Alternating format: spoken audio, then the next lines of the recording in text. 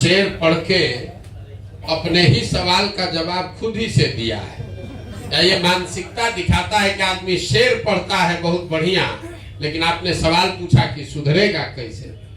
पहला काम तो ये कीजिए कि मेरा झंडा ढोने की बात को अपने दिमाग से निकालिए। किसी का झंडा ढोइएगा तो बात नहीं बनेगी। आपने एक आंकड़ा लोगों को बताया कि यादव लोग आरजेडी को और फॉरवर्ड सब मोदी को, अति पिछड़ा नीतीश कुमार को। भैया इस आंकड़े में मत पड़िए, बिल्कुल गलत आंकड़ा है। ये लोगों का भ्रम है। 2015 में हम यहाँ चुनाव लड़वाए, महागठबंधन बना, तो आपके समीकरण के हिसाब से यादव जी लोगों ने तो वोट किया ही होगा महागठबंधन को, क्योंकि लालू जी उसमें थे। पंचफोरना जिसको आप कह रहे हैं ईबीसी, उसने भी वोट किया होगा। मुसलमानों ने तो दिया ही दिया, क्योंकि भाजपा के खिलाफ लड़ रहे थे। कुछ पैसा ऐसा लोग भी खर्च किया होगा, कुछ दलित ने भी दिया होगा। दलित को आप छोड़ भी दीजिए, आप बोले कि सब पैसे पे वोट देता है, ऐसा मानना है तो खाली 3 गो वोट जोड़िए। 14% यादव जी लोग हैं, 18% मुस्लिम लोग हैं, तो 32 तो यही हो गया। अब 35% अति पिछड़ा पचपरवा जिसको आप कह रहे हैं वो है, तो 32 और 35 कितना हुआ रे भाई? 67। अब महागठबंधन को हम लोग इतना कोशिश किए तो 40% वोट आया। कोई किसी का ठेकेदार नहीं है।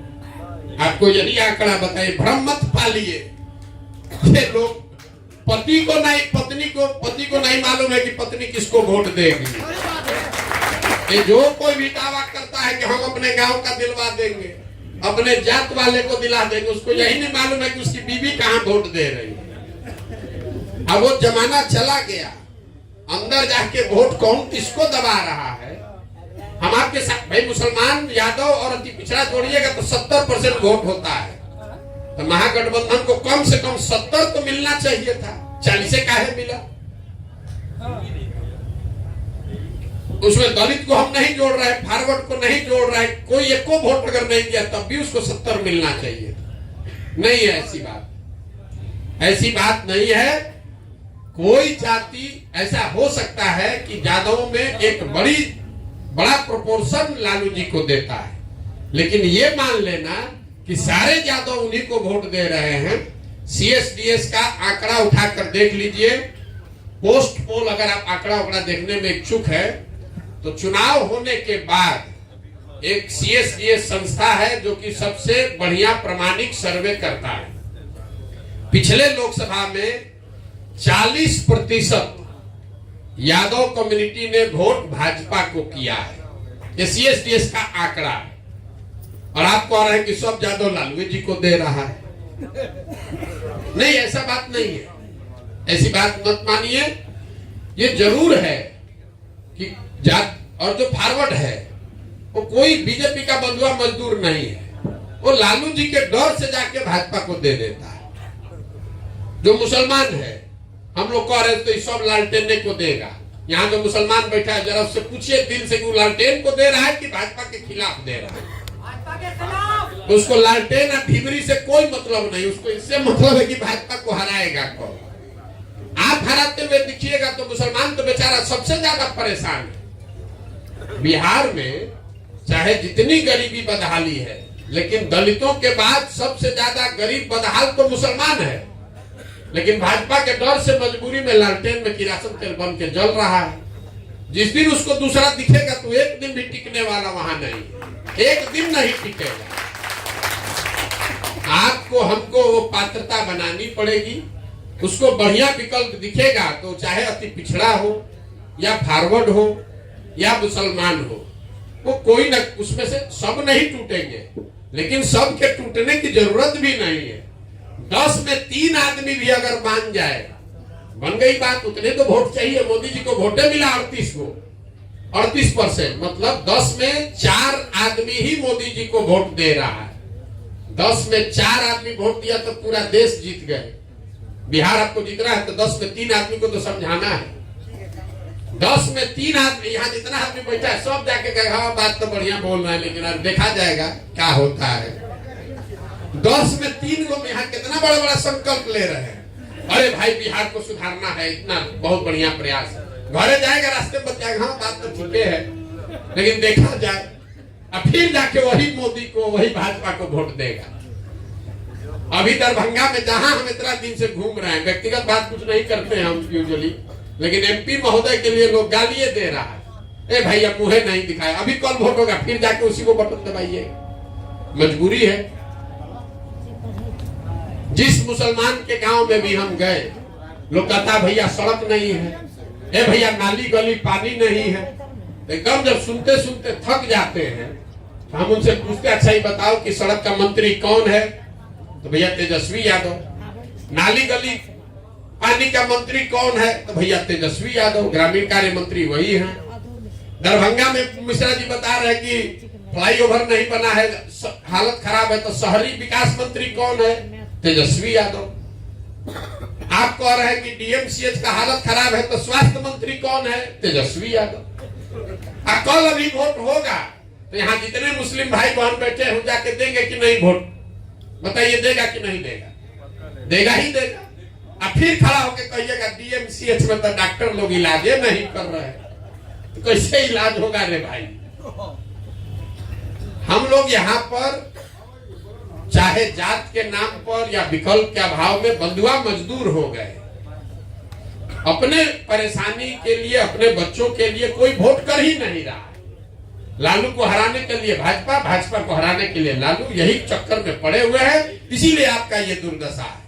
और दोनों को हराने के लिए प्रशांत किशोर को वोट दीजिएगा तो भी आपका दुर्दशा नहीं खत्म होगा। जब आप अपने बेहतरी के लिए, अपने बच्चों के बेहतरी के लिए वोट दीजिएगा तभी सुधार होगा। प्रशांत किशोर मान लीजिए कल जनसुराज जीत गया और जनसुराज को भी मालूम है कि जनता तो हमको वोट देवे करेगी, तो हम काहे काम करेंगे? आप किसी विद्यार्थी को बता दीजिए कि तुमको 90% नंबर आएगा ही आएगा, परीक्षा दो चाहे मत दो, तो पढ़ेगा कोई? पढ़ेगा भाई? तो यहाँ पहले से लोगों को मालूम है वोट हमको पढ़ना ही है। मोदी जी कहाँ बैठ के, भाजपा के लोग हमारे साथ बहुत काम किया है पहले, वो कहाँ करना होता है कि भाई बिहार में हम या फैक्ट्री नहीं बनाएंगे तो दरभंगा में वोट नहीं मिलेगा। वो तो ये जोड़ता है अच्छा मुसलमान है यादव उधर देगा तो लालू जी का नाम बढ़ा दो ताकि सब लोग डर के मारे हमको दे देगा। वही पूरा कभी मतलब भूले से भी चर्चा नहीं होती कि भैया वहां चीनी मिल बंद हो गया, हम गए थे, नहीं चालू होगा तो वहां वोट नहीं पड़ेगा। जिस दिन चीनी मिल पर वोट पड़ेगा तो भाजपा भी डरेगी। लालू जी के शासन में ये चीनी मिल बंद हुआ, सारा मुसलमान, ज्यादातर चीनी मिल में मजदूर मुसलमान थे, वही मुसलमान 30 वर्ष से लालू जी को वोट दे रहे हैं। नीतीश के राज में चीनी मिल बिक गया, तो जितने लोग अभी मुसलमान नहीं है जो हिंदू है वो जाके नीतीश कुमार भाजपा को वोट दे ही रहा है। अब फिर हमसे आप कहिएगा भैया रियान चीनी मिल चालू करा दीजिए, अरे वाह आप चीनी मिल पे वोट दीजिए ना, लालू हो कि नीतीश हो कि प्रशांत किशोर, कल चीनी मिल चालू हो जाएगा। लेकिन आपको तो वोट देना नहीं है, उसके लिए उसको खाली बतियाना है 5 वर्ष, अब फिर जाके वोट उसी नाम पर देना है। तो आप अगर जुड़ना चाहते हैं, आप जैसा कोई भी जुड़ना चाहता है तो अपने लिए जुड़िए, अपने बच्चों के लिए जुड़िए, किसी का झोला मत उठाइए, ना लालू का, ना प्रशांत किशोर का, ना मोदी का। आप अपनी चिंता, भाई तमिलनाडु सबसे प्रोग्रेसिव राज्य है पूरे देश में। तमिलनाडु में मोदी जी गए थे, सरकार आज तक भाजपा का बना ही नहीं है, और कांग्रेस का शासन तमिलनाडु में पिछला 50 वर्ष में नहीं है। लालू नीतीश तो तमिलनाडु में है नहीं, कैसे बना तमिलनाडु? वहां के लोगों ने बनाया, द्रविडियन आइडियोलॉजी ने बनाया, और उसमें भी 2 को बनाया, एगो AIADMK DMK, दोनों को पलटता रहता है 5-5 वर्ष में। एगो आंकड़ा आपको देते हैं, याद रखिएगा, दक्षिण के राज्य में पिछले 75 साल में कोई नेता आज तक 10 वर्ष से ज्यादा मुख्यमंत्री लगातार नहीं रहा है। दक्षिण के राज्य सब नंबर 1 नंबर 2 पर है। अब बिहार में, उड़ीसा में, मध्य प्रदेश में 20-20 परिस, 25-25 परिस, बदलना ही नहीं है। अरे भैया जब बदलिएगा नहीं, बदलिएगा तब उन नेता में डर रहेगा कि अरे भाई नहीं करेंगे काम तो हटा देगा। यहाँ का आदमी जानिए रहा काम करेंगे नहीं करेगा, ये बंधुआ मजदूर है, वोटवा देवे करेगा। जब तक नेताओं में, दलों में वो डर नहीं पैदा होगा चाहे हम हो, आप हो, लालू हो, नीतीश हो, मोदी हो, तब तक सुधार नहीं हो सकता है। बिहार में हम लोगों ने लोकतंत्र को ही खत्म कर दिया है। नेता को ये डर ही नहीं है कि हम काम नहीं किए तो हमको वोट नहीं मिलेगा। उसको डर यह है कि हमारे जात का संख्या पूरा है कि नहीं, हिंदू मुसलमान बढ़िया से हो गया है कि नहीं। अगर वो हो गया है तो वोट मिलिए जाएगा। लालू का डर दिखाओ, सारा फॉरवर्ड वोट दे देगा। सारा अति पिछड़ा डर के मारे, यादव के डर के मारे हमको वोट दे देगा। तो वही आता है, खाली यही बात करेगा, लालू का जंगल राज। अरे भाई जंगल राज तो निकल गया, छोड़ो ना। अब आगे क्या करोगे ये न बताओ। जो नीतीश कुमार जंगल राज के नाम पर 15 बरस से शासन कर रहे हैं, वही नीतीश कुमार अब वापस उसी जंगल राज के कंधा पर बैठ के राजनीति कर रहे हैं।